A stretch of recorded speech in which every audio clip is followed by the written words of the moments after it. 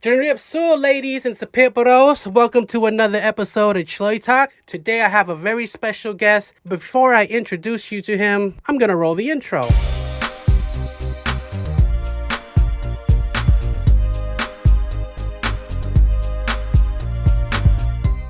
All right, thank you for tuning in. Today's guest is a good friend of mine. He goes by the name of Prince. Kimripsu, everybody. Hi. So Prince, you used to be a monk. That's how we met. So Yes, you want to yes. just go give a little intro of tell Sure. you about yourself, how you got into monkhood, but start with your upbringing. For sure. So I'm originally from Tukwila, Washington. It's kind of south of Seattle a little bit. So from Washington State. Shout out to everybody from Washington State. And also, hello Chluy over here with the Seattle cap there, the Supersonics. You know it. But I'm originally from Tukwila, Washington, Cambodian American family. Both my parents migrated from Cambodia in 1980 and also 1982. My parents met here in Seattle, Washington, in Holly Park, actually, where a lot of Cambodian folks are from. So for me, I grew up in Tukwila, Washington, and my parents were very invested in the Khmer culture. And so, aside from my public school, I would go to Khmer school on Saturdays. And Saturdays and Sundays, my mom would always take me to the monastery, whether it's going, to Khmer New Year's or like Pyongyang or any other, ceremony that's happening at the Khmer monasteries. So, my parents would always bring me there. So I was always around the Khmer culture, but for me, I never really spoke Khmer. I could understand it. I was one of those kids who couldn't speak it, but could always understand it. So I always understood when, the yay is talking about me, like, ooh, y'all need just not Khmer or whatever. And I'm like, I yeah, heard that many times growing up. Yeah, it seems right. like the Khmer American story because we are so Americanized starting from school, going Yeah, straight to school and learning English, and then we were too good for ESL because our English was on fleek, right away. right, So we gradually just kind of like click PSA Khmer, as my mom would say. It just yeah. happens, like so. But yeah, were you born in Seattle or so Khmer? Yeah, I was actually born in Seattle, Washington. Okay, so you're American titi's head. I'm American citizen. Yeah, which That's which became somewhat of a problem when I moved to Cambodia. So. Oh, okay. Wow.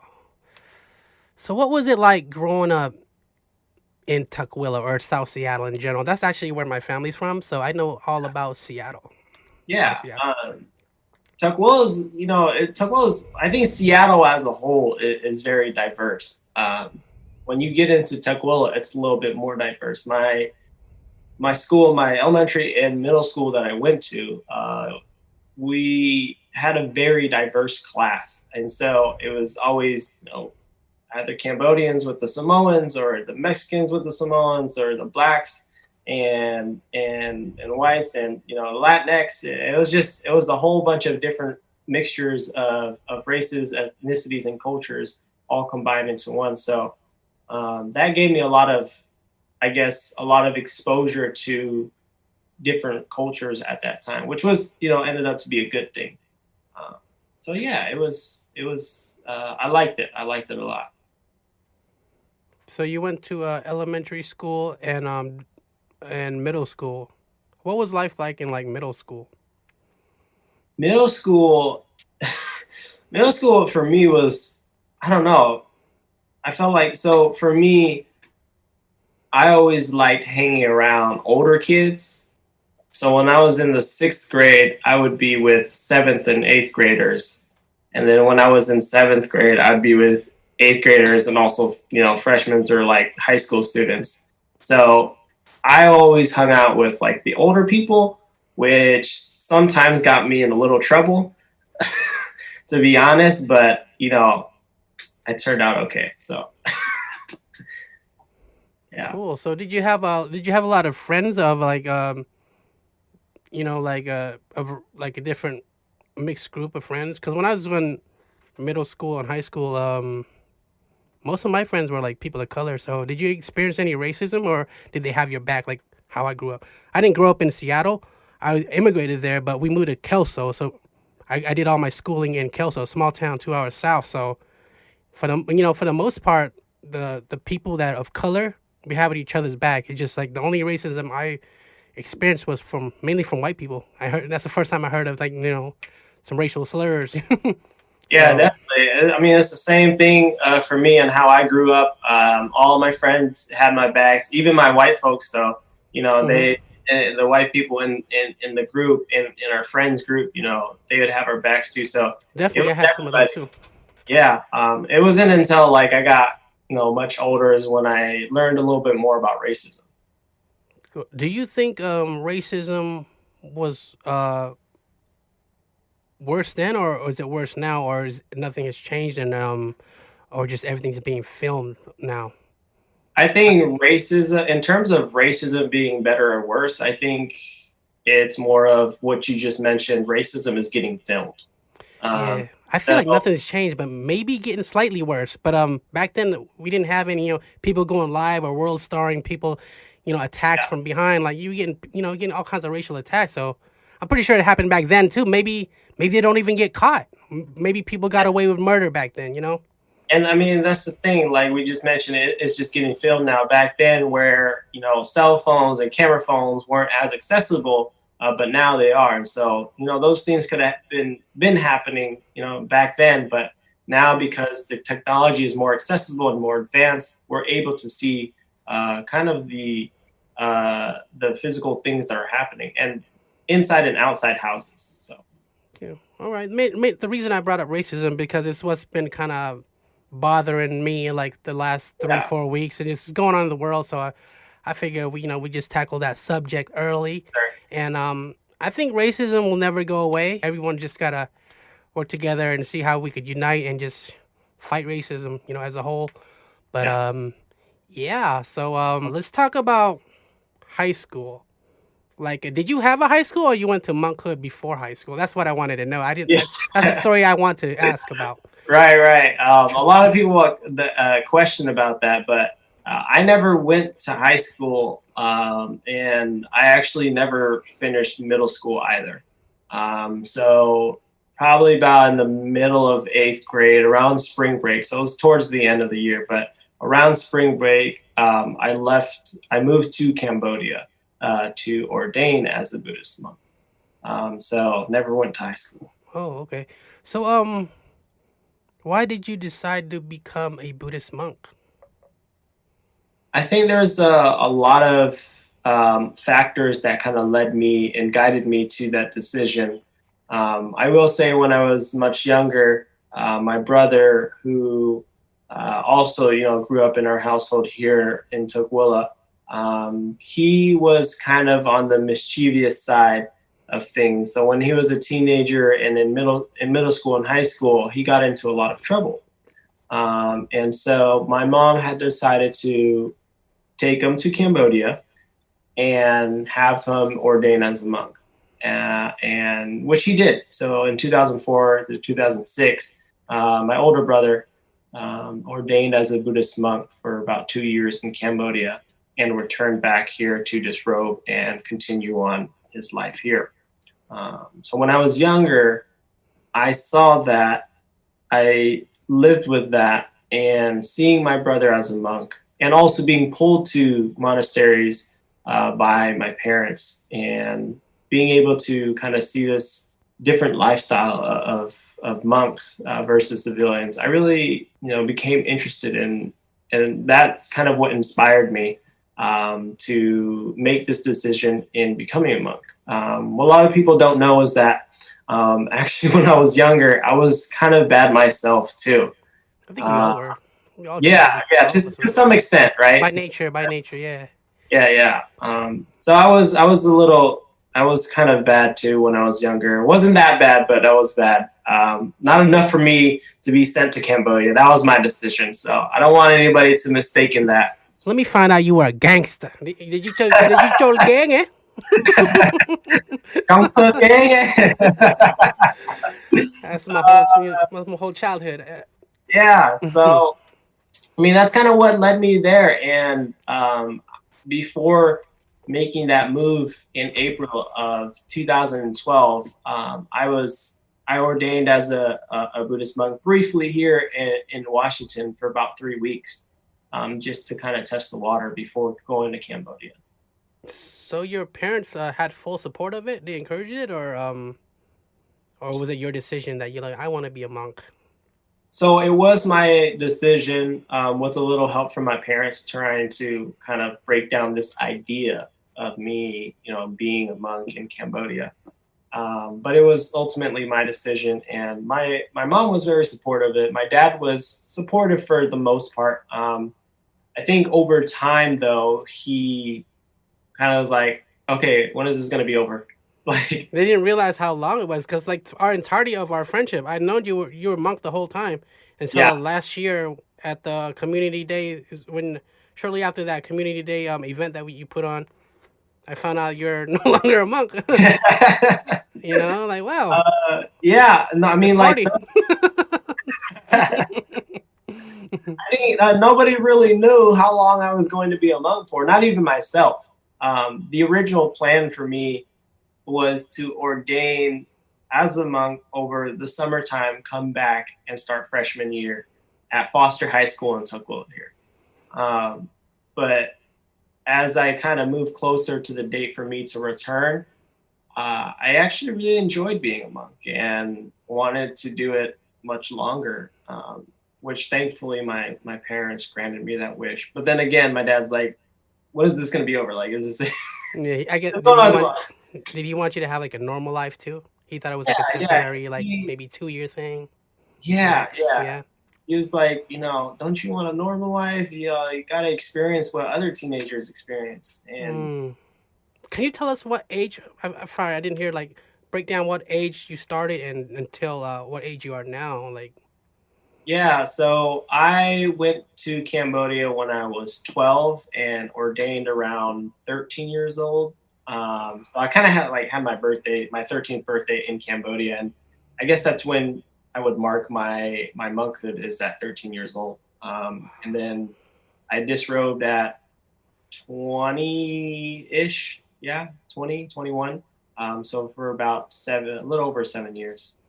wow. So you didn't really have a normal teenage life. Like you didn't No, you yeah, didn't get to hang out with friends. You didn't get to play basketball with your homies and all of that. no, no, not at all. But I Wow. did make a lot of new friends throughout Hmm. that process, that journey. Oh, definitely. You got a lot of wisdom. I feel like I call you Bong, but I know you're my own by like 10 years. But like in my song, I said like even though I'm your Bong, I still call you. No, even though you're my own, I still call you Bong. It's kind of like Yeah, a respect thing. But really I is. guess it's like it's common to say it in Sir Khmer. No matter how old you are, everyone's a Bong.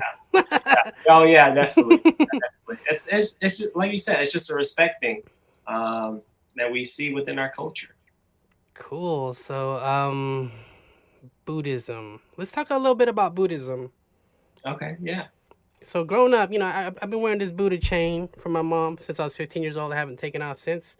Even though that was my family grew up Buddhist, I just wear it out of respect for my parents. I don't really really get into like the teachings of it, or like I did a little bit of studying, like on book reading the book, but I don't really like try to like remember all the Torah and all the other stuff. Like, Just like I just go there pray when it, events. Board night go pray, and that's about it. I have a lot of respect for Buddhism, and I'm gonna still rock this Buddha chain because that's the way I was raised. mhm. But I also believe like there's a God, there's like other religion. I respect other people's beliefs as well. So Yeah, for sure. yeah.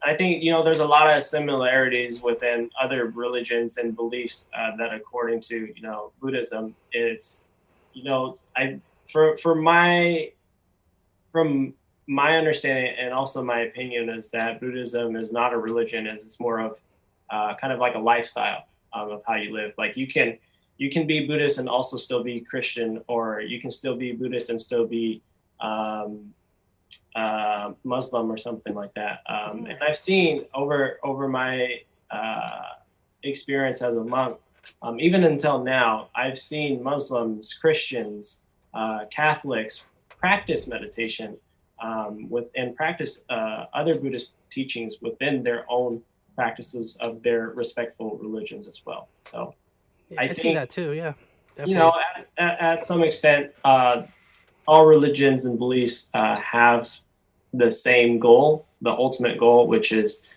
happiness, or in Buddhism, we have enlightenment. But we just have the different pathway of how to get there.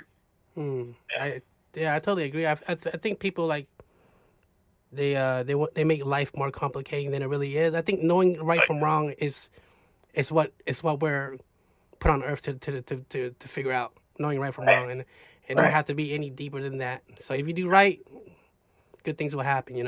Yeah, for sure. To button, min button, right? Ban button. That's what my mom said. Yeah, ធ្វើបុណ្យបានបុណ្យធ្វើបាបបានបាប Yes, exactly. I forgot about the bop part. You only focused on buណ្យ, you forgot their back too. I mean, it's typical. I wouldn't say it's typical, but it's very common for people to forget about bap, Yeah. our bad karma and just bad deeds, because like we're all so focused on being good and purifying ourselves that we forget that there's that aspect of life that actually helps us to balance between bad and good. So Indeed, karma is real too. I believe in karma, definitely. yeah, oh yeah, definitely. So most of your being ordained as a monk, you live in Cambodia for the most part, or did you split the time in America? Or how many years did you do in Cambodia, and how many years did you do at the monastery in South Seattle or South Park? Yeah, so I split between America and Cambodia. The first 2 years I was in Cambodia. This first year I spent at Watt Pothiram in Phnom Penh, Cambodia, the capital, and then the second half of my stay in Cambodia was at Watt Viesbo, past Chpampo, which is about like half an hour off of the city in Phnom Penh, and that's where I really did all my schooling for Buddhism. And after that, I moved back to America, where I stayed at various temples. Actually, I stayed at the Kent Monastery in Kent, Washington, Watt Pothiram Khmer, and then I stayed at the Sri Lankan Monastery in Tukwila. I also stayed at the Beacon Hill Monastery, Watt Pothiram in Beacon Hill. And I ended my monkhood at Watt Pothiram in South Park. So I kind of spread myself out. And ironically, the South Park Monastery, Watt Pothiram, is where my brother also ended his monkhood as well. So I'm familiar with that temple because my family used to go to like New Year events there and buns there. So yeah. So it's they're constructing a new building. It's looking nice. And yeah, I think, remember when we were filming the Khmer New Year song video where you that's right. you were the unofficial camera guy. Now we can tell people that you help with the camera work. Shout out to Prenz. that was fun. That was fun. That was man. fun. We were. Yeah. It was cool to be able to bring out some lowriders for that video. Yeah, that was awesome. So shout out to Easy Does It. Shout out to Easy Does It. Kill, right? Yo. Yep. Appreciate you guys for doing that for me. Watt Pothiram. I've been to that temple many other times too for like my own issues, the demons that I had to go get get blessed because of the my whole episodes with the Khmer Sakat and stuff, Yeah. Dang. I mean, it's a serious thing for a lot of people that believe in it. It's a serious thing, and so a lot of people try to, I guess you say, wash that away. And for me, my thing is with that is like you can't really wash something away. I don't like physically. Have you experienced it yourself? Literally, you can't. It's just nothing that washes off for you, and it's something that you gotta do yourself. And like we just said, one by one. Or just.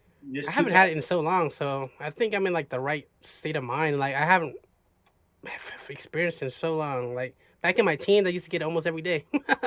Oh man, that's crazy. Yeah. That's wild, my mom's like, it's cause you gonna clean your room.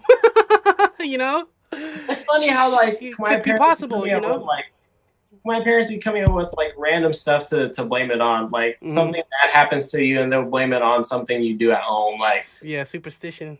yeah, superstition, and it's huge. Like, oh, Khmer Sakwa, that's because you didn't eat all your food last night. Yeah, and I'm over here believing them everything they say too. I'm like, makes me wonder now. You know? Oh, have you ever heard the one that where they say if you eat like sleeping, you're gonna become an alligator or something like that? Yeah, Yeah, yeah, kaput, right? Yeah, I remember that. That's like one of the most oldest ones in the book. for sure, for sure. Yeah. So, Buddhism. How long did it take you to like to learn to memorize like the scripts, the ancient scripts? What's it called? Is it called Torah, or is it something else? I mean, Toa is Toa is the equivalent. It translates to Dhamma, and Dhamma is the Buddhist teachings.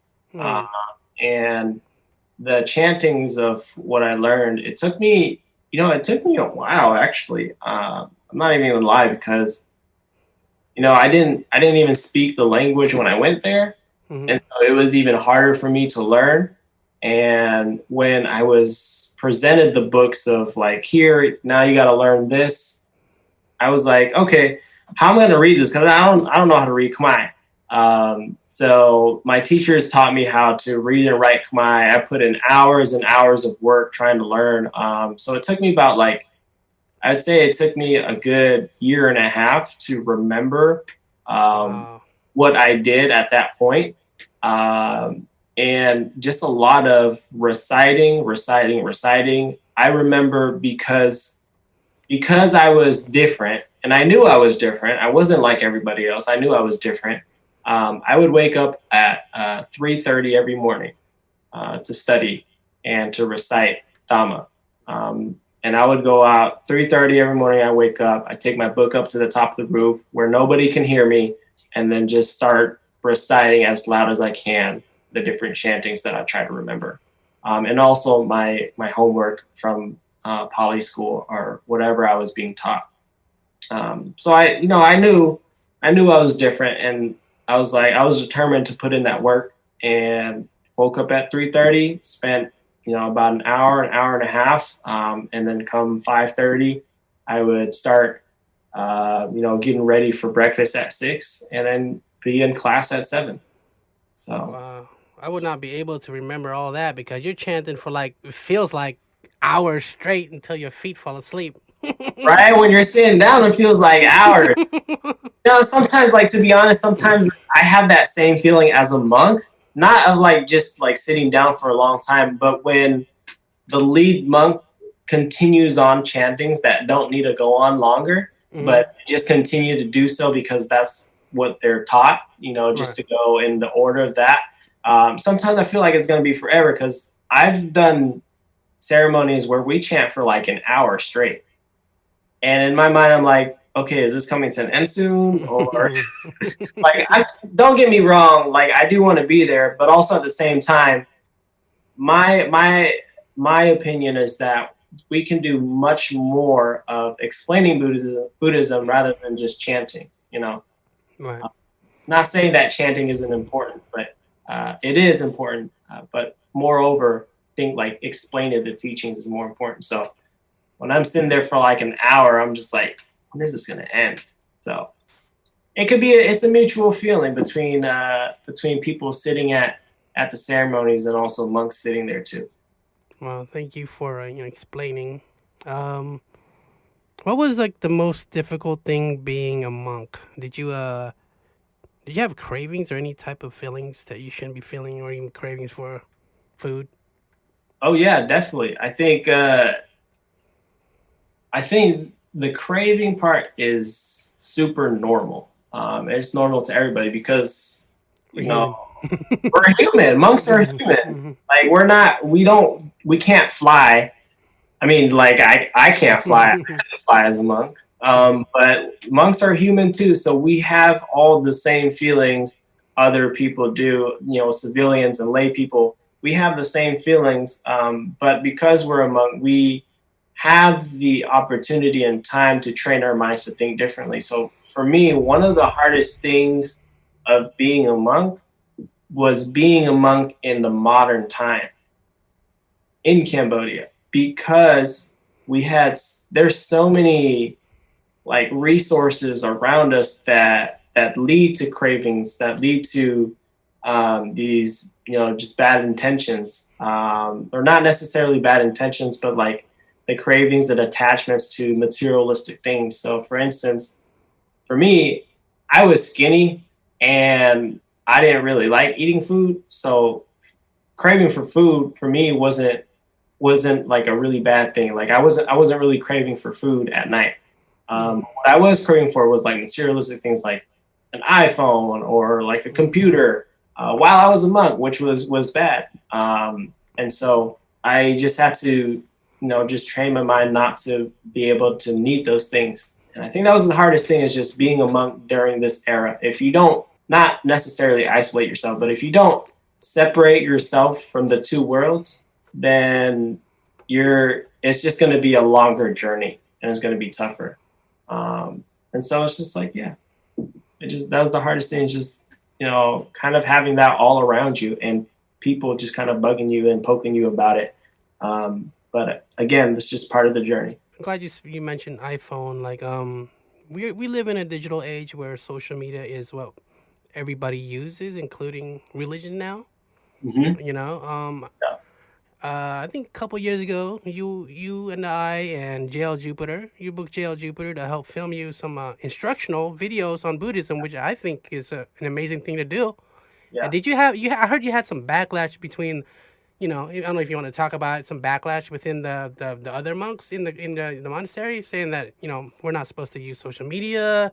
Maybe I don't know. I think they frown upon using like Facebook to shoot videos, even if it's educational. Right, right, right. Yeah, yeah. Yeah, I definitely more than happy to talk about that. So I did get a lot of backlash, and even before we shot that video, I got backlash on me using just social media in general, In general. Well, and just being on my phone in general, because they thought they frowned upon me having a phone, even though they had a phone too. Uh, hmm. and just being on social media so often, shooting videos, taking pictures, and all of that. And I think part of that was because, and I could also be wrong with this, but I was the youngest monk there in the monastery, and also the community of monks within Hmm. Washington. I was the youngest monk. I was also from America, so for them, they possibly saw this as like, oh, he's from America. He doesn't really understand the culture, the Buddhist aspect of being a monk. So, he needs to learn more or whatever. So again, I could be totally wrong, but this is kind of the energy that I got from them. Hmm. But yeah, I got a lot of backlash for shooting that video with you, because they just thought it wasn't right for monks to be in front of a camera or Hmm. have social media and use it intensely. But my thing is, if you're having social media, and especially if you're a monk, when you have social media, you have to use it for the right purposes.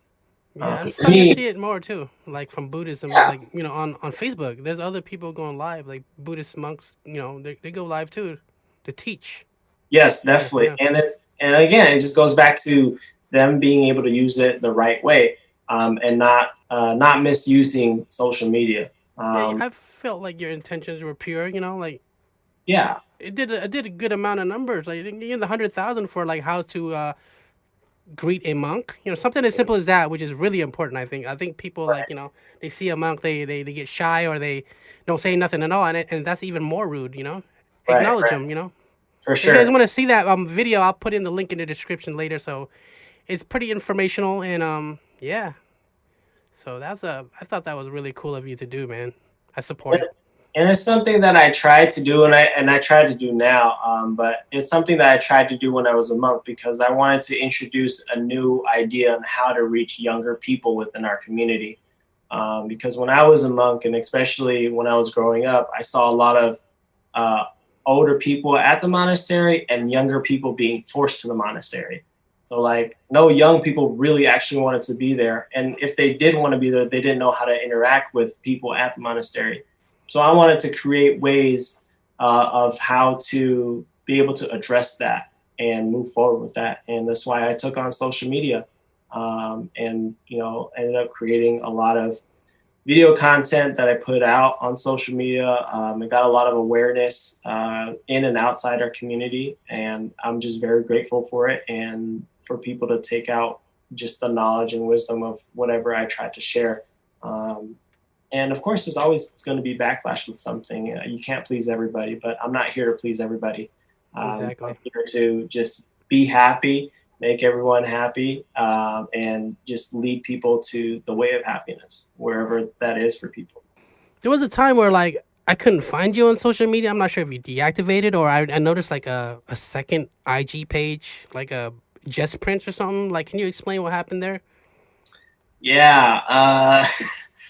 So I shared a little bit about this on a recent video I just dropped on YouTube. But so I took a big social media break within probably the last like 6 to 8 months. The reason why is because for the folks who don't know, I don't know if it's recent anymore, but I disrobed back on June 25th, 2019. And so for me, it was a little bit difficult for me to put myself out there as a civilian and not have people see me as a monk anymore. I felt uncomfortable. I just felt weird about it and didn't really feel comfortable doing a lot of things, being on social media, posting about anything. So I just took a huge break for social media until just recently, where I kind of just felt like I bounced back from that. And now, being a basically a complete year now as a civilian, I feel more comfortable using social media. So I created a second account, Just Prince, for my photography. For the folks who know me, who know me well, I've always loved cameras. And as a monk, I used the camera to be able to film, content. And so I use Just Prince as more of a personal page, as a photography page, so people can, kind of catch up with my photography. And my account now at Prenz Sa-Ngoun is, for more of still on Buddhism stuff, because I still want to be able to teach that. But yeah, it was a huge break. I just didn't feel comfortable with a lot of things. I didn't go out much for the first probably like 6 months. I stayed home a lot. It was different. Yeah, so if you guys are watching, like, it's okay to social media detox. Sometimes you gotta take a break from social media. So I'm glad you mentioned that. I haven't gotten to the point where I had to like deactivate my page. I just stopped posting for a week or two, and then I'm back. But some people, sometimes you just gotta like detox from the internet. Yeah. Go live life, go outside, go reminisce, go to the beachfront, write something down. How difficult was it transitioning from being a monk to a civilian? Like how was it? Like, did you feel like a whole new person, like relearning things? Yeah, I don't know why, but this experience just popped up in my head where so for the folks who don't know, monks, and I would say more recently in a modern day, monks aren't allowed to ride bikes or motorcycles depending on the region of their residency. But Cambodian monks mainly are not able to ride bikes or drive or anything like that. So I haven't rode a bike or rid a bike for roughly like 7 or 8 years. And probably after a couple months I disrobed, I was home and I was like, I want to kind of ride this bike. It's summertime. It feels good outside. I want to ride. But then I got on the bike and I was like, I don't know how to ride this bike. Like, I took like, I did one push. I didn't even pedal. I just did one push, and I was like, I was so unstable. And I was like, nah, I'm not gonna do this. I'm gonna try this later. So after a few tries and a couple of days, I was able to ride a bike again. Still haven't rid that much, but it feels a little bit more normal than before. But to answer your question, I think it was definitely really different. It was like this huge culture shock of me not being able to do things, and then now being able to do things. And I guess I'm not sure if like not able to and able to is the correct terminology to use in this instance, but I guess you would say I had boundaries as a monk, as I do as a civilian, but much stricter. And so when I left monkhood and transitioned into civilian clothes, now I have this freedom of things that I can do. For instance, like eating at night. I was able to eat at night, and it was really different for me because I was never accustomed to eating at night or eating a meal after 12. And so the first time I ate at like 6 or 7 p.m., I felt like really guilty in doing so. It was mad weird. It was different, and it was just a whole different culture for me. It was like it's a whole different lifestyle of things I would be able to do and would not be able to do. So it was different. I was actually just about to ask you, what was it like going from one meal a day to like 3 to 4 meals a day, like regular people? So yeah, that was hard. Did you feel like it was unhealthy, or you ate healthy? I mean, for the most part, Khmer food is pretty healthy, but like I'm pretty sure you like burgers and stuff too, like the Jack in the Box. You gotta treat yourself. Guilty pleasures. Right. I think growing up in America, that's something that's just prone to you. It's like you like fast food, you like hamburgers and hot dogs and French fries and all those things. Now, I'm not going to speak for everybody, but for me myself, I did enjoy those things. But as a monk, I definitely cut down. I wasn't really eating fast food that much, but as a civilian, now you're able to. Now I can eat at night. But something that I kept in mind was that, and this is like the first 6 months, but I kept in mind where I'm like, yes, I have the ability to eat at night now, but I also have the ability to reject that and decline that idea of like, okay, we can eat at night, we can snack all day, do this and do that. For me, I was like, yeah, I'm not sure if I want to do this. And then I started eating at night. I was like, cool, I kind of like this. And, I started to work, and I would come home, after working 8 to 10 hour shift and just be, super hungry. And at that point, not even want a snack. I want something to eat. I took advantage of that opportunity. And now it's like everything is normal now. It's been a year now, so it's normal. It's normal. That's good. Yeah, that's what I wanted to know. What's your favorite Khmer food? I didn't ask you that. What's your favorite Khmer food, Prince? My favorite Khmer food. Everybody wants to know. I don't know. That's tough. That's like a really tough one. Yeah, I give them about 3 because there's so many. But I have my top. I always have my top. Salamat Krung. Salamat Krung is pretty good. Like that, you can't go without that. I will say, like, I'm not sure if like many people would put this on their list, but I like Cha Takun. Oh yeah, the good. Cha Takun is pretty good. And Lok Lak. Oh yeah. That's one of my favorites too. Can't go around with that Lok Lak. Yeah. And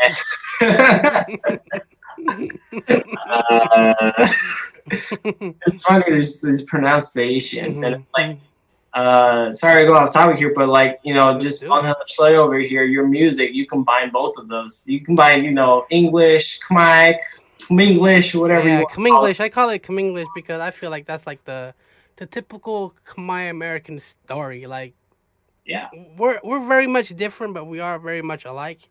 The way we conversate with our friends and family, I kind of make my mom meet me halfway when it comes to communication. Like I mix it with English and Khmer, and she's gonna have to like, Ma, what's that? What's hooks up? Ma, what's hooks up? Let me, she told me 16. Right. So it's like, she's learning a little bit of English, and I'm learning some Khmer. So it's like, meet me halfway, Mama. We're in, we're in America now, so. Oh yeah, definitely. So, but yeah, I think it's never too late to learn that. I do want to like improve my vocabulary in Khmer. There's like online resources now where there's a weekly Khmer classes that people do, Khmer organizations on Facebook. So like I'm gonna tune in one of these days and start learning the basics. And it's never Okay. too late to learn, man. Yeah, for sure. I definitely agree with you. I think I tried teaching Khmer at one point, and it was like it just didn't turn out right for me. I was like, I'm not gonna teach. Just like I feel like I'm not a good teacher, Hmm. and so I just left that for other people who are doing schools and stuff like that. But I still sell products that kind of introduced Oh Khmer. yeah, let's talk about that. Yeah, let's talk about some of your business ventures. Let's talk about You want to talk about what was it called? PSA Khmer? Yeah, I didn't know that was you. So I just Yeah. now finding out that's you. So congratulations on your business ventures. I Thank you, support thank it. you, thank you. Yeah, I wanted to start PSA Khmer for a while now, actually, because I had a whole bunch of, you can't see right now, but like around me right now too, I have like a whole bunch of Khmer product like that I brought from Cambodia and have like a whole bunch of it. And for instance, like the Khmer dictionaries I put out a while ago, I probably have like 20, 30 copies of those. Oh Um, wow. but like I wanted to start PSA Khmer because not just to get rid of my stuff, but I wanted to empower Khmer artists out there in Cambodia and support them with their efforts in sustaining an affordable living for them, and also to put Khmer artwork out there in the world. And I really wanted to emphasize this within also our Khmer community. So I took this opportunity of PSA Khmer and turned it into something much larger, whether it's not just focusing on Khmer art, but it's just focusing on everything Khmer. So if it's made by a Khmer person, and it supports Khmer culture, and it educates about the Khmer culture or has some connection, I try to put it on PSA Khmer. And so I put out some artwork by this one artist who's really, really dope. Udam Peng, I think that's his name. But he has like some postcards and some bookmarks and some digital prints, which are really, really awesome. And I saw this artwork. It's different. It's much different than the traditional artwork, and so I wanted to empower him with that and really value his efforts in uplifting the Khmer culture through a more modern style of art. But I still want to, support, other artists that are doing old type of artwork, like the one you see behind me right now. Yeah, that's awesome. I want I, that. this is one of my favorite paintings here. I have a few more just like these. But I really wanted to start PSA Khmer to give more resources to those who are trying to learn more about Khmer culture. And the thing is, one thing that I learned as a transitioning from monk to civilian is that I can't always do everything for free. I feel it. And something like this, I want to be able to be valued for my time and my efforts in doing what I do. So that's why I decided to, just turn it into PSA Khmer. Definitely, I support it. Make sure you guys support PSA Khmer. What's your social media handle for it? Or is there like a website, or is that Instagram we could add and follow? Yeah, I will say like it's very, very basic right now. It's very, very small. There's nothing really professional about it right now. This idea popped up, but you can find me on Instagram and on Facebook at PSA underscore Khmer, KHMER, PSA Khmer, not public service announcement Khmer, but Khmer. Okay, tell the meaning of PSA. It means market. Yeah, so PSA means market, and so I wanted to make this a Khmer market for folks, and just thought it goes back to the Khminglish, I just dig it. PSA just Khmer. intertwining the two. PSA Khmer. What else besides work? I heard you're also working a job as well. So congratulations on your job. You started working. Yeah. I started working back in November, kind of towards like the end of November. But I work at a local food bank here, Food Lifeline, in That's South awesome. Park. So been there since November 2019. That's dope. Let me ask you, how did this pandemic affect you, and how did you overcome that adversity? Yeah, I think like being an employee at a food bank, especially during this pandemic, has hit us hard. Our numbers like ran up, crazy numbers, and so where we're pushing out, thousands and thousands of pounds of food every single day. But I would say like the first week we had to shut down operations for a little bit because we didn't have a plan. Like we didn't know what to expect of this, and so it definitely hit us hard. It hit me hard too, in the sense where I'm now working longer hours to be able to serve the people, which I enjoy doing. I'm very grateful to be able to have a job, and being able to go to my job still, and be able to put in the work to provide food for the people who need it. So for me, I guess you could say, I was very fortunate to not be hit as hard as many other folks around me and all across the country as well. But I mean, it's not bad for me to work extra hours to be able to do a good service to the community, which I'm very fortunate of.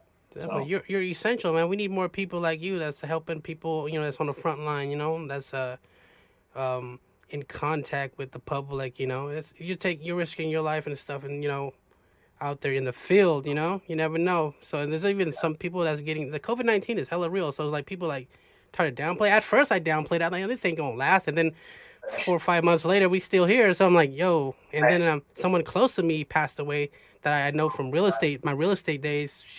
She's one of the sweetest persons. Rest in peace, Wendy, who she died of COVID-19. So I'm like, wow. So this is like, it's real. So people, man, wear your mask. Do your part. yes, Protect the people around you. yes, and I want to say, just to add to that, this wearing a mask is not for you. It's for everybody else around you. So indirectly, I guess it is for you, but definitely wear that mask when you're out in public. Wash your hands as much as possible. Carry that small bottle of hand sanitizer with you, and save people.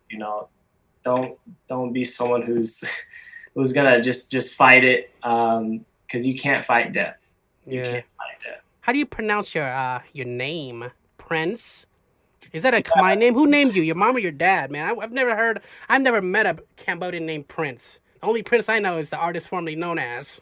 Yeah. I mean, like, it's funny because I'm not exactly sure why my parents wanted to spell the way it is, but it's spelled Prenz, but it's pronounced Prince, just like Prince, just like the royal family, Prince, Princess. And my last name is Sa-Ngoun. So I guess the story behind that, I've asked my parents several times. More recently, my dad told me a side of the story that I've never heard before, which was that they wanted to name me Prince because I was also the year of the tiger.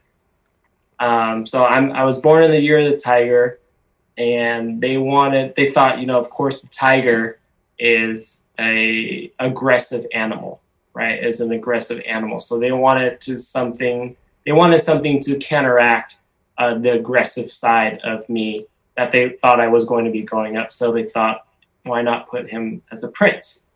So that's how my dad told me the side of that story. And also I was the last child within my 4 siblings. And so that's where the prince came from. The way they spell that, I don't know. I think it looks cool, man. It looks like a rapper name, Hey, right, Prince. they could be a rapper in now, right? Yeah. Yeah, man. I wish my name was Prince because, like, growing up, man, people made fun of my name. They couldn't pronounce it. The teachers, because my name is Ponnet, by the way, for those that don't know. The teachers would be like, Fannet, because of PH, Like, Fannet. They make fun of me, like, yo, I got made fun of in school, man. Right. Sometimes I wish my name was like Michael or something, but now I learned to love it because I feel like It's kind of a rare name. I only know one other Pana in this world, you know. Yeah, yeah. But I'm It's pretty sure in Khmer there's a lot of Panat, Panat, Panat, right. Panat, Panat. You know, my sister's I name's mean, Pana, so like even in Cambodia, I don't see too many pundits out there. Uh, so yeah, I think pundits it's a unique name too. it's unique. I like my name. You know, like my Facebook page. It's all my government names out there. Like, you know, I'm not ashamed of my name. I keep it the same. Some people change their name to their alias, you know, and Yeah, yeah. they'll be like James Moneymaker Johnson. First off, that's against Facebook policy. I was seeing I was seeing you post one day where you had said someone like a tag name with Tiny Loc 253. Oh yeah, that's kind of like my Cambodian comedy skit alias. It's because it's just kind of poking fun of you know, like gang names. Like there's like Yeah, in not, you know, not to like make fun of them. It's just kind of like, I think my character, it sounds really funny because when you, because it's also like a, I think of it as like a AOL screen name. Like, you know how we used to have, there's a lot of tiny locs and they'll spell it T, capital T underscore I mean capital ski small I NYL0CC. And I put 253 because, you know, Tacoma, you know, it's like, you know, Compton is like the city right down the street from Seattle. And I actually lived in Fife, you know, for like good 2 years when I did construction there. So I'm like, yo, it just rolls off the tongue, kind of funny, like, you know, like it would be a good comedy character for the Chluy brand, you know, like if I wanted to do like a quick IG skit, you know, yo, this yeah, is Tiny Loc 253, and then it'll be like a '90s voicemail, and I have like some old school R&B in the background, you know. And that's what we did too. We used to sing on our voicemail. We played the beat. It's like back in the days when we had like that. What's it called? Party line, whatever.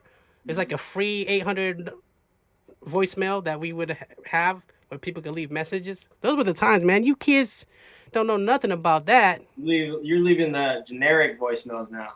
Yeah, you leaving actual voicemails. Sorry, I can't come to the phone right now. Leave a message. Beep. You know what to do. Beep. Boring. We had full R&B songs in the background. You know. We I'm had not gonna some lie. Boys to Men.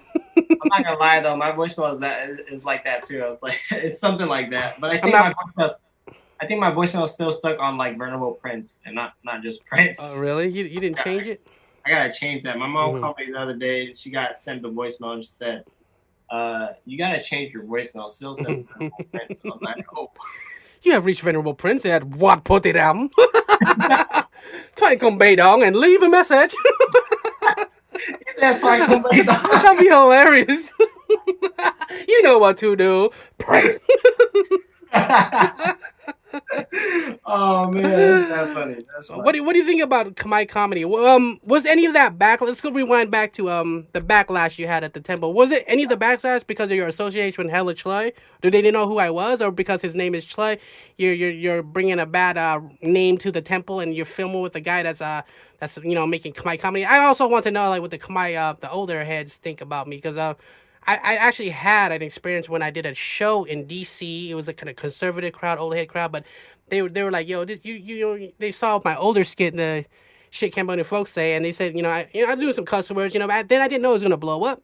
So they told me like, yo, no, don't do that kind of stuff. It's bad, this and that. And they thought I was gonna do like be disrespectful on stage, but I did a whole different song that told about tight aside my O, and then they flipped the tune on me like, oh, I like what you're doing, and then they changed it.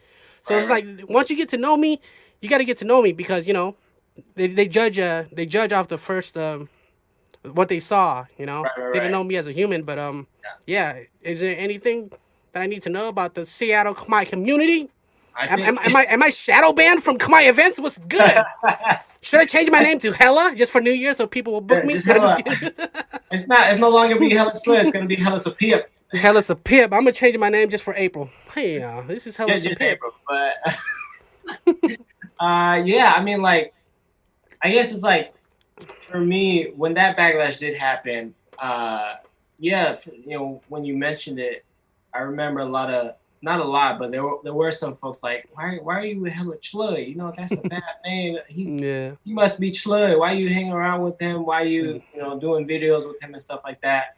And taking pictures with him. And for me, I was like, Chluy is just the name. It's just the brand name. It's Yeah. not the person. You can't affiliate the what the name is with the person, the person's Yeah. personality. So there was a lot of Yeah, backlash. I'm not mad. I actually want to know. I already know. It's just kind of like you just know things like that. But Yeah, like you said, it's just the brand. Like I'm like the opposite. Like the reason why I don't change my name is because if I start something, I want to finish it. I don't want to be the name changer guy, right. and I'm gonna run with it. Like whether people like it or not. I'm not here to like make not everybody's gonna like me by default. Right, By right. default, that's life. People don't like me for like no reason sometimes. Yeah, You know what I mean? Like, yo, he's cross-eyed. Screw him. Or you just point out my flaws and stuff. Like, yo, I'm human, man. right, It's a defect. I'm born this way. You know what I mean? So it's like, right. but for the most part, I have a good head on my shoulders. Like all the teachings my parents teach me, I take it too hard. Like I've never been to jail. You know what I mean? Like I've never joined a gang. I kind of like did everything they wanted me to do besides become a doctor. Hey, what's your Sorry, mom. I'm a lawyer rapper. degree? I think as long as you don't go to jail, you made your parents proud. Like you didn't get in trouble. You like you never I think that's a pretty big accomplishment to never ever go. Yeah, for Asian parents at least, my mom was the same thing growing up, and even now she says, whatever you do, don't get in trouble with the law. And that's what I was told when I was younger. That's when she told me that again at 21 when 2021 when I disrobed from being a monk to civilian life. She's like, whatever you do, don't get in trouble with the law. That's just life. You That's it. That's all they yeah, expect of us. They don't want no money. They don't want. I owe my mom so much, man. She's done so much for me. I Like think yo, like I think to some extent like we all owe our parents something, everything. just like everything because of how much they supported us and Hmm. even just them giving us life. Giving It's us life. something that we can't repay them. Like it's impossible to repay that debt. Yep. Um, There's no plan. Well, there's no way I could pay you back, mama. But my plan is to show you that I understand. You all appreciate it. You know, yeah, Tupac once said. Tupac. But So I yeah, under. You go ahead. Well, sorry to I, cut you I, off. I was gonna just say, I guess the only way to pay your parents back from the teaching of Buddha is just to lead them path to happiness. That's Like, really just take care of yourself. That's what my mom say. As long as you can take care of yourself, ma sabayay. I'm like, yo, thank you. I'm good. I'm just gonna be healthy for my mom. Because yeah. at the end of the day, you're their kid. I'm the youngest, so I'm like their baby. So it's like Oh, me too. I'm like the I'm pride like and joy. a little boy. Yeah, Yeah. And it don't matter how old I am. I'm 37, and my mom still lectures me, and I still listen like I'm 15. I'm like, I take everything to heart. I'm like, bad. She's like, come to casino. I'm like, yeah, I don't go to casino. I just go eat the buffet. But you know what I mean? I don't, because I right, did have a gambling problem, living in Fife, going to EQC and gambling my life away, my right construction there. life. You next to it. Yeah, so I did have a problem, but I promise you, mama, I'm never going to gamble at the casino. You know what I mean? I kind of kept my word for the most part, but I would go there and get the king crab on Tuesdays. Muckleshoot, I believe. The It's one buffet thing. fire. The buffet really good. Have I you don't. been there for the buffet? I don't think I've been. Well, I think my parents took me when I was like really young, when I was like 10 or 11, but I haven't been there since. I haven't stepped foot in a casino since. Are you So open to it, or are you still anti? Or do you feel like you maybe manucha mungye, you might? Do you care anymore? Like that people might I saw your son at the casino. I think my mom I, had surveillance on me because her homies would tell my mom like I saw your son at the casino playing blackjack. yeah, He lost $500. then you can ask your mom like, what are your friends doing at the casino for? All right. Um, but like for me, I'm open to it, but like I still wouldn't do it. Hmm. I still wouldn't go to a casino to be on any of the games or anything like Right. that. I would probably go to for the To eat. food. Oh yeah, To to eat and to yeah, leave. Yeah, that's what I'm saying. That's what I'm eat and asking. Yeah. leave. Yeah. But yeah, I'd be open to eating because I like Yeah. eating. I like food. So Yeah, I think some of the best Northwest food could be found in the casino. Like their buffet is a good deal. You could eat all the crab in the world for I think 30 something bucks. What do you think is like the best casino food? Where do you think is the best in Washington? In Washington, Chronic and Davey, shout out to them. They took me to Snoqualmie Casino and they had like a snow crab night. You know, the big snow crab Yeah, legs? yeah. Delicious. $30 and we ate till we tung po, man. Really? Yeah, Ooh. it's Are really you, good. are you, I think it's on a certain day. You might want to ask one of them, Davey or Chronic. I think it's either a Tuesday or a Wednesday, I forgot, but okay. it was incredible and man, probably one of my best casino experiences as far as food. So that sounds good. Have you Yeah. been? Oh, you haven't been to casinos, period. So yeah, No, definitely check out Snoqualmie. yeah. So But whoever want to take me there, I'm more than happy to. I wouldn't go alone though. yo, friends and family in Seattle, you heard that. Take my boy to the all-you-can-eat buffet, seafood buffet, specifically snow crab at Snoqualmie, because it's amazing.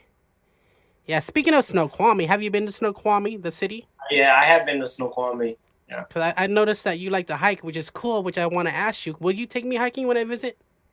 Yes, for sure. Next time I think we planned that one time too when you came Yeah. Yeah, I last year, think but it something was happened. Yeah. It was just too busy or like way so too much busy. going on. I had so much, going on, different plans, Yeah, but that one picture that Davey showed me was like you was in like some secluded water area. I'm like, wow, that oh looks yeah, amazing. That yeah, looks like something you see off like a travel vlog. Like, you know what I yeah. mean? Yeah. Like, yo, is that a hard hike to get there, or how do you It, do? no, it was actually not that hard of a hike. So the place we went to was Heather Lake, and Mm-hmm. Heather Lake is I think it's, if I remember correctly, is out east towards or not out east, up north towards Lake Stevens. And so it's about an hour and a half, 2 hours away. But it's a really good hike, pretty moderate hike. We were talking the whole way up, and it's a really beautiful, great view. Davey took a dip once we got there, so it was good. So whenever you come next time, I'm more than happy to take you on a hike. And for the folks who are living in Washington too, who Mm-hmm. want to go on a hike, I'm more than happy to just Yeah. send me. I'm more than happy to go out. And Washington State is so beautiful. It's the place for hikes. We got Uh, waterfalls, we got yeah, lakes, we got everything. So that's what I love about the Great Northwest. There's views of the Mount Rainier. It's like then yeah. you get the skyline. You can see the Seattle space line, the middle, and the mountain in the back. It's like I think it's like the perfect city to raise a family. Like It's a, it's a good yeah, city. Yeah, it's a really great city. I love it, and I love the weather here too. It's never too hot, never too cold. It's just right in the middle, and so yeah. I'm very grateful to be here in Seattle and for my family to migrate here to Seattle. Yes, I miss Seattle every day. Yeah. It hasn't been raining like it used to, right? Like, you know what I mean? Like people Uh, always think of Seattle as the rainiest city. Like if they check the stats of what's the rainiest city in the world, Seattle's not even top 10 anymore. They got like Mobile, Alabama. So it's like they always people have their idea of Seattle is gloomy, yeah. suicidal, and rainy. I'm like, yo, that's not Seattle. You got to go there for yourself and check it out. Go there in a good season when it's nice. Like See, when it's, you know what I my mean? thing is like I don't really like when people talk of other states or cities or countries if they haven't been there before. Mm-hmm. So like if you haven't been to a city or a state or a country and you're talking about it, probably do a little bit more research or go travel there before you share your opinions about it, because your ideas can change Mm-hmm.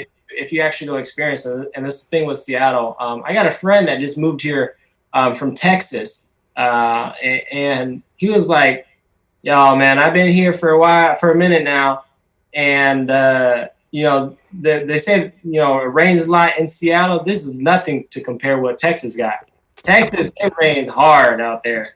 Their raindrops are probably the size of golf balls too. Yeah, yeah. Yeah, so like, yeah, it don't rain that much here, but not compared to other cities. It rains for a reason. That's why our state is green. It's like you know what I Yeah, mean?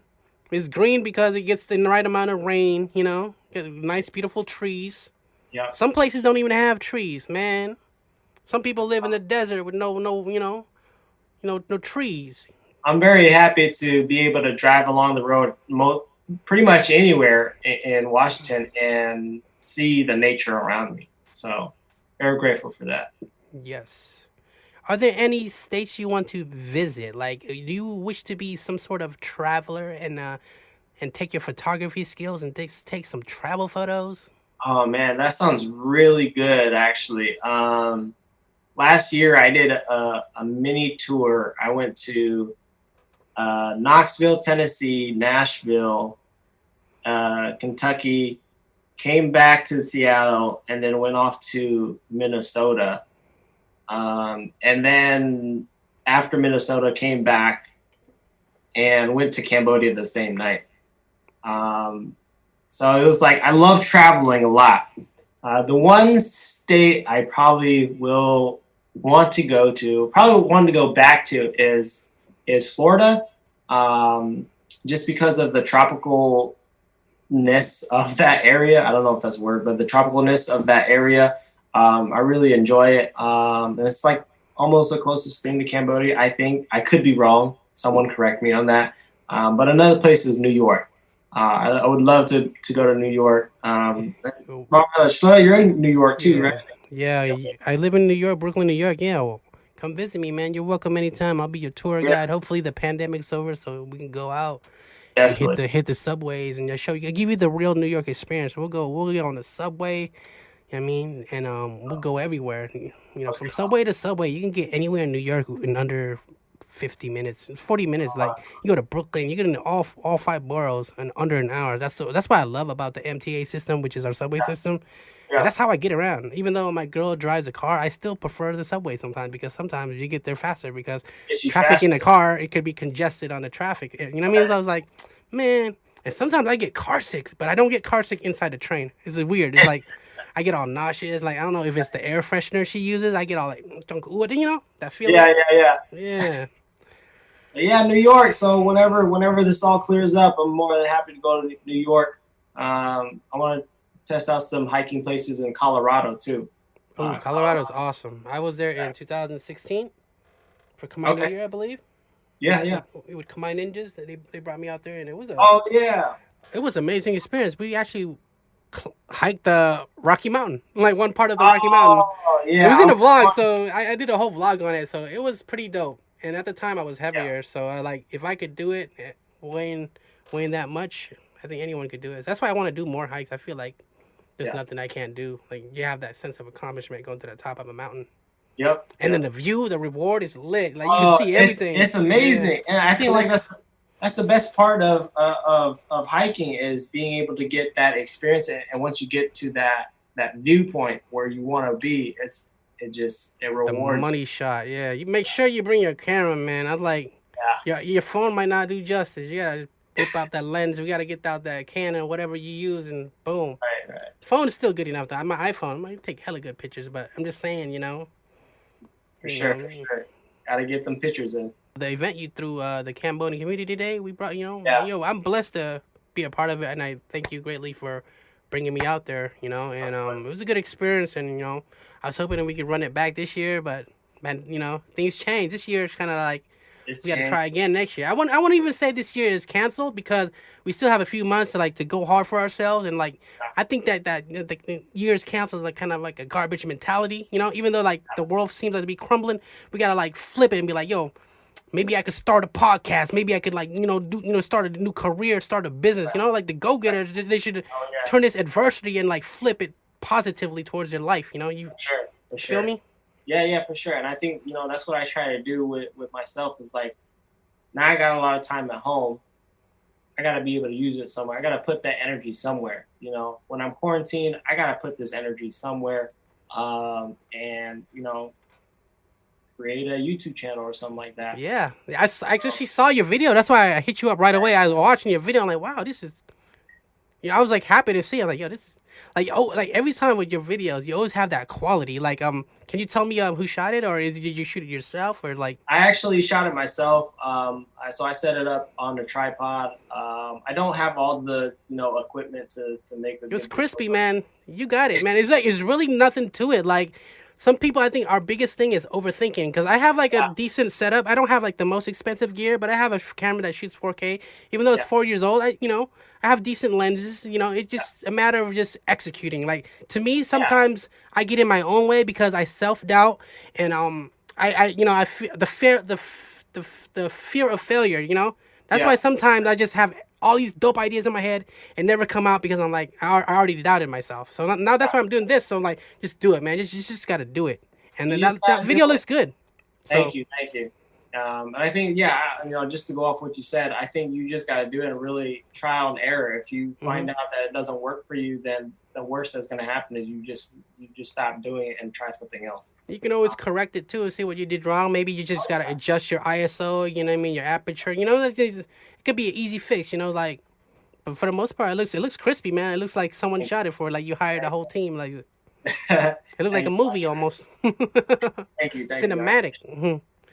So yeah, so anyone that's watching and they want to get into like photography, video, just do your research. Go on YouTube. There's plenty of tutorials on how to learn. That's how I learned most of my stuff. I learned how to do everything right off YouTube, man. So yeah, just don't get discouraged and just don't overthink. That's my advice to the Yeah. youth and advice to people that are aspiring content creators or you have a love or a dream for something. You just gotta do it, practice it, learn it. Just repeat. Yeah, definitely. It takes practice to become, better. And that's something I tried to do. And for anybody else out there, you just got to keep practicing and practicing, never give up. Um, All right, Prince. I think we had a great conversation and we touched did. on a lot of hot topics. And I learned more about you as a person and I appreciate you for being my guest. And is there anything you want to say to wrap this up? Maybe give some shout outs, any people you want to shout out or anything you want to mention. So now's your time. Let's get it. I just want to, shout out to everybody out there for, being you and also helping me be me.